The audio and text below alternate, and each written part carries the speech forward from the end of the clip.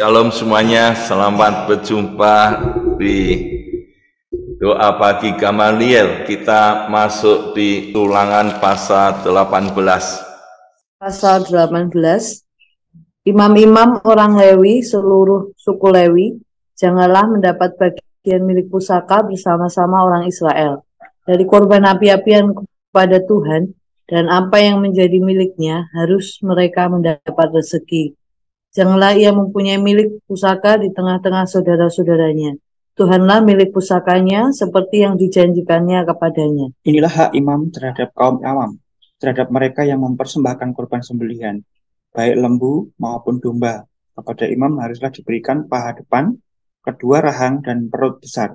Hasil pertama dari gandummu, dari anggurmu dan minyakmu, dan bulu guntingan pertama dari dombamu, haruslah kau berikan kepadanya. Sebab dialah yang dipilih oleh Tuhan Allahmu dari segala sukumu, supaya ia senantiasa melayani Tuhan dan menyelenggarakan kebaktian demi namanya, ia dan anak-anaknya.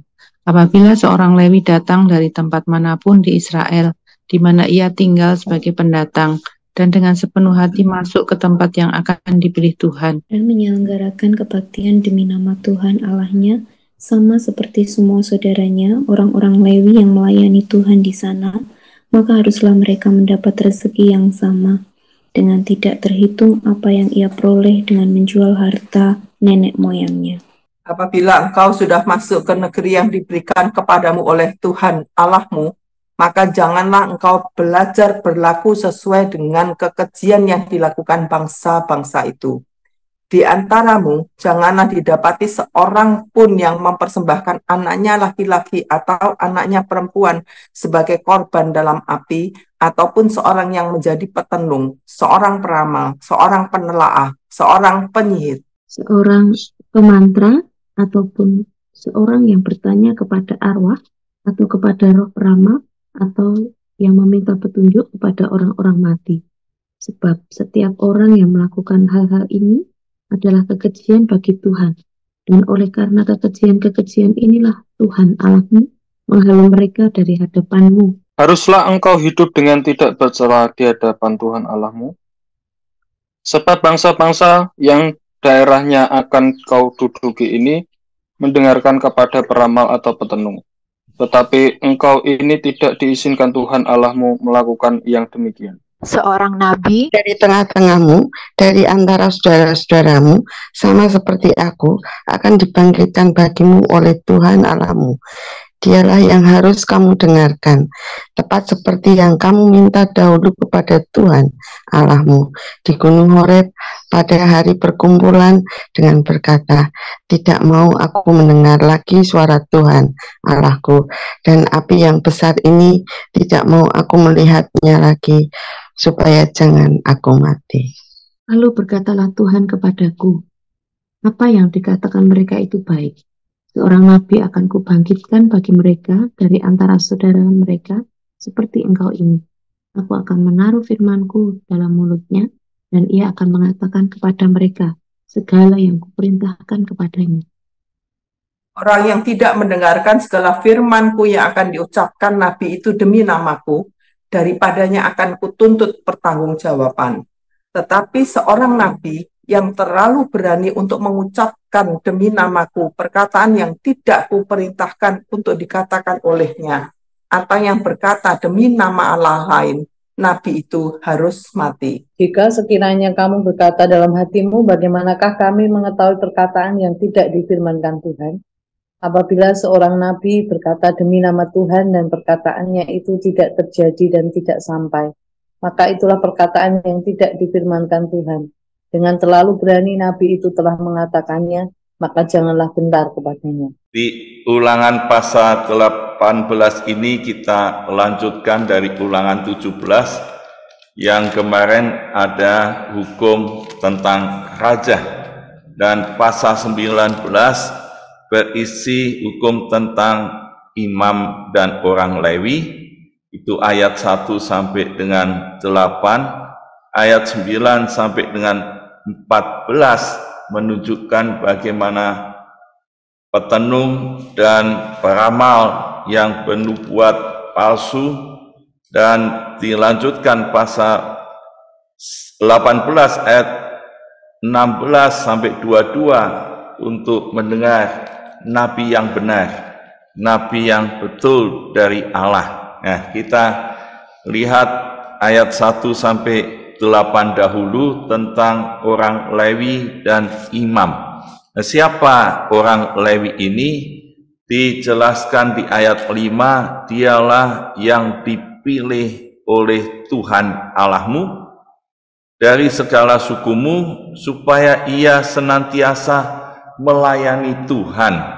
Ada kata senantiasa, terus-menerus melayani Tuhan dan menyelenggarakan kebaktian demi namanya, ia dan anak-anaknya, berarti sampai keturunannya yang terus-menerus melayani Tuhan di rumah Tuhan ini. Orang Lewi ini tidak mendapat bagian milik pusaka nanti di tanah perjanjian, tapi dikatakan di sini bahwa Tuhanlah milik pusakanya. Jadi semua kehidupannya dan hartanya hanya dari Tuhan, milik pusakanya itu hanya dari Tuhan. Maka di ayat 1 dikatakan dari korban api-apian kepada Tuhan dan apa yang menjadi milik Tuhan, milik Tuhan, harus mereka mendapat rezeki. Jadi jelas orang Lewi, imam-imam, hidupnya hanya dari Tuhan. Segala hartanya, miliknya, yaitu dari Tuhan, milik Tuhan. Ini hak orang Lewi yang sudah tertulis di dalam hukum ini. Ini bukan karena kereraan umat Israel, tapi ini memang ditetapkan oleh Allah sendiri. Bagaimana realitanya di dalam kehidupan setiap harinya, maka Allah memberi hukum ini kepada orang Israel, yaitu tentang yang harus dipersembahkan kepada Tuhan. Ini ayat 3, inilah hak imam terhadap kaum awam, terhadap mereka yang mempersembahkan korban sembelihan baik lembu maupun domba. Kepada imam harus diberikan paha depan, kedua rahang dan perut besar. Ini hak yang diberikan oleh Tuhan kepada imam. Jadi orang Israel memberi persembahan itu ada bagian-bagian yang diberikan kepada imam dan orang Lewi. Yang berikutnya yaitu hasil pertama. Di ayat 4 dikatakan hasil pertama dari gandummu, dari anggurmu, minyakmu, bulu guntingan pertama dari dombamu harus kau berikan kepadanya, berikan pada orang Lewi. Ya, ini hukum yang diberikan Tuhan bagi saudara-saudara suku lainnya. Ini mempersembahkan untuk orang Lewi dan imam-imam. Lalu kalau dia melayani di satu tempat, dikatakan di seluruh Israel, di mana saja, kalau dia datang dan melayani kebaktian yang harus dilakukan ya demi nama Tuhan, ayat 5, maka haruslah mereka mendapatkan rezeki yang sama dengan tidak terhitung apa yang diperoleh dengan menjual harta nenek moyangnya. Jadi orang Lewi yang punya harta benda dari nenek moyangnya ini ya disimpan untuk bagiannya, dan kalau dia melayani di tempat mana saja dia datang, dia mendapatkan rezeki. Ini cara Allah memelihara orang Lewi. Maka secara praktis kita bisa mengenal demikian, bahwa orang yang melayani Tuhan dipelihara oleh Tuhan sepenuhnya, secara total. Dan orang-orang yang menjadi umat Tuhan bertanggung jawab untuk memberi kepada orang-orang yang sudah dipilih Tuhan menjadi hamba-hambanya, dikhususkan Tuhan untuk melayani Tuhan. Ini hukum yang diberikan. Maka kita ada dua yang perlu direfleksikan. Pertama, apakah saya ini sebagai hamba Tuhan, orang Lewi, orang yang melayani Tuhan sepenuhnya, jadi imam? Ya, kita harus meyakini bahwa Tuhanlah yang menjadi milik pusakanya, Tuhanlah yang memelihara hidupnya. Dan apakah saya sebagai orang yang menjadi orang percaya yang bukan Lewi, yaitu menjadi bagian untuk memberi persembahan kepada Tuhan yang diberikan kepada orang Lewi? Dan ini bagian yang pertama. Bagian yang kedua, kita melihat bahwa kalau nanti masuk di tanah perjanjian, apa yang ada di situ Tuhan sudah memberitahu bahwa mereka ini yaitu hidupnya suka mendapati yaitu kehidupan yang menggantungkan peramal, petenung, pelihat, penyihir, dan sering ada yang mempersembahkan anaknya laki-laki atau perempuan sebagai korban api-apian, dan kehidupan yang seperti ini yang suka bertanya pada arwah, dia ini menjadi kekejian bagi Allah. Maka Allah memesankan pada orang Israel, haruslah engkau hidup dengan tidak tercela di hadapan Tuhan Allahmu, hidup yang suci, hidup yang kudus, tidak kompromi dengan cara-cara dunia, cara-cara yang hidup dalam kejahatan dan menyembah pada ilah-ilah lain, bergantung kepada ilah-ilah lain, dan hidup dalam tenung maupun di dalam kejahatan-kejahatan ibadah yang tidak sesuai dengan kehendak Tuhan. Maka ini yang diingatkan, supaya harus hidup kudus, hidup yang tidak tercela, hidup yang mentuhankan Allah satu-satunya. Dan kita melihat di kesimpulan Paulus, Roma 12 ayat 1-2, janganlah kamu serupa dengan dunia ini. Ya, ini bagian di Ulangan dijelaskan jelas, serupa dengan dunia pada waktu itu. Dunia yang apa? Ya, petenung, yang penyihir, peramal, yang tidak mentuhankan Allah satu-satunya. Itu yang harus dihindari. Dan bagaimana untuk hidup yang benar, hidup yang kudus, yang harus dilakukan orang Israel? Dikatakan di ayat 15-22, seorang nabi dari tengah-tengahmu, dari antara saudara-saudaramu, sama seperti aku, akan dibangkitkan bagimu oleh Tuhan Allahmu. Dialah yang harus kamu dengar, bahwa Tuhan akan membangkitkan lagi seorang nabi. Dan setelah Musa, kita melihat banyak nabi-nabi yang dipakai Tuhan, yang tugasnya jelas. Seorang nabi yang dibangkitkan Allah itu, yaitu seperti Musa sendiri, yaitu memberikan firman Tuhan.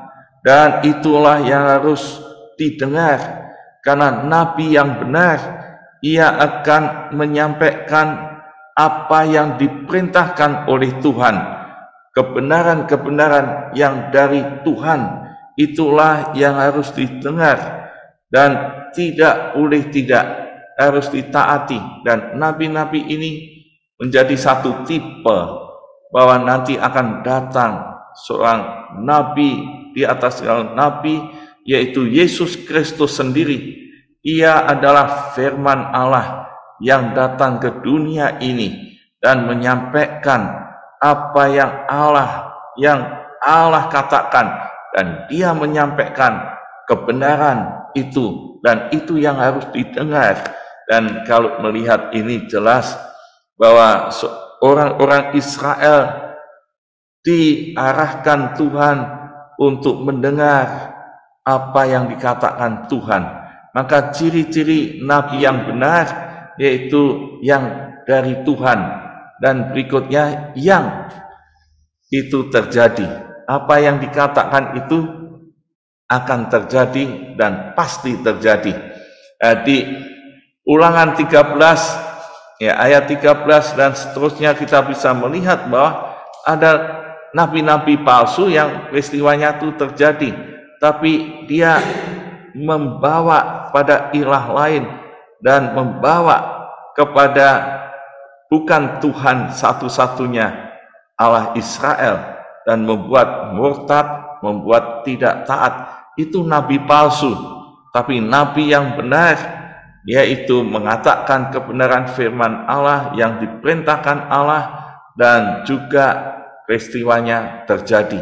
Nah, di sini kita bisa menyimpulkan bahwa amanat teks hari ini, Tuhan memelihara hamba-hambanya secara total. Ya, jadi Tuhanlah itulah milik pusaka imam dan Lewi. Tuhan menghendaki umatnya hidup kudus dan mendengar suaranya, tidak kompromi dengan dunia, hidup yang tidak tercelah. Maka biarlah kita mengaplikasikan firman Tuhan hari ini. Yang pertama, maukah saya saudara jadi pelayan Kristus yang dipelihara Tuhan secara total? Yang kedua, apakah saya suka memberi berkat, membagi berkat buat hamba-hambanya yang memang secara khusus dipanggil Tuhan, dipilih Tuhan, melayani Tuhan sepanjang hidupnya? Yang ketiga, apakah saya selalu mendengar suara Tuhan melalui hamba-hambanya yang benar, supaya kita terus menghormati hamba-hamba Tuhan dan takut akan Tuhan. Tuhan Yesus memberkati.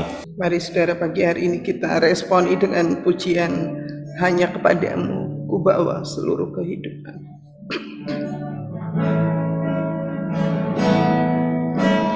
Hanya kepadamu ku bawa seluruh kehidupanku sebagai persembahan yang hidup dan yang berkenan kepadamu. Karena kasih-Mu Kau memilihku. Kini ku datang kepadamu, penuhi panggilanmu. Hanya kepadamu, hanya kepadamu ku bawa seluruh kehidupanku sebagai persembahan yang hidup dan yang berkenan kepadamu. Karena kasih-Mu Kau memilihku. Kini ku datang kepadamu, penuhi panggilanmu. Aku bertanamu, bentuklah sesuai kehendak-Mu. Ku genapi firman-Mu, oh Yesus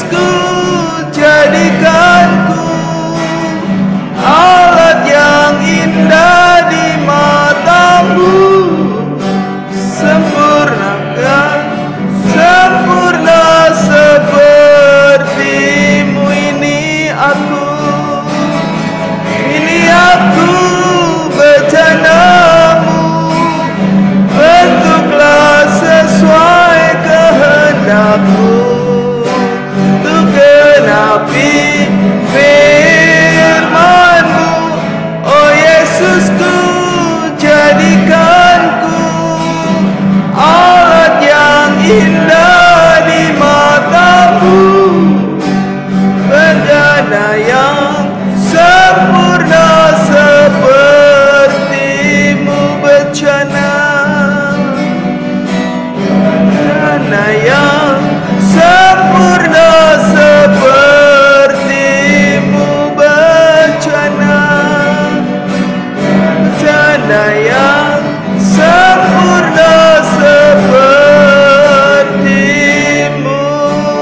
Haleluya. Ini aku Tuhan. Haleluya. Haleluya. Ku bawa hidupku sebagai persembahan bagi kemuliaan-Mu Tuhan. Terima kasih Tuhan. Haleluya. Terima kasih. Mari kita mensyukuri untuk panggilan Tuhan, supaya kita boleh rela untuk dibentuk menjadi pribadi yang sesuai dengan kehendak-Nya untuk melayani Tuhan, melayani sesama. Mari kita bersama berdoa. Bapa di surga, aku saat ini Tuhan mengucap syukur karena firman Tuhan mengingatkan untuk terus mempersembahkan hidup ini untuk melayani Tuhan, untuk memberitakan Injil Tuhan, untuk terus memperkatakan apa yang Tuhan mau kami lakukan supaya banyak orang percaya dan bertobat. Biarlah Engkau memberkati para hamba-hamba-Mu yang sudah melayani dengan sungguh, melayani dengan setia, dengan kebenaran. Tuhan memberkati berlipat ganda. Kami juga berdoa, berikan kepada kami hati yang selalu bermurah hati, terutama terhadap hamba-hamba Tuhan, terhadap saudara-saudara seiman dan terhadap orang lain yang memerlukan berkat Tuhan, supaya dengan demikian kami pun boleh mengalami keajaiban dari kemurahan yang kami lakukan. Tuhan, ampuni segala hal yang tidak berkenan. Biarlah kami boleh menjadi anak-anak-Mu yang melayani Tuhan. Terima kasih Tuhan, dalam nama Yesus.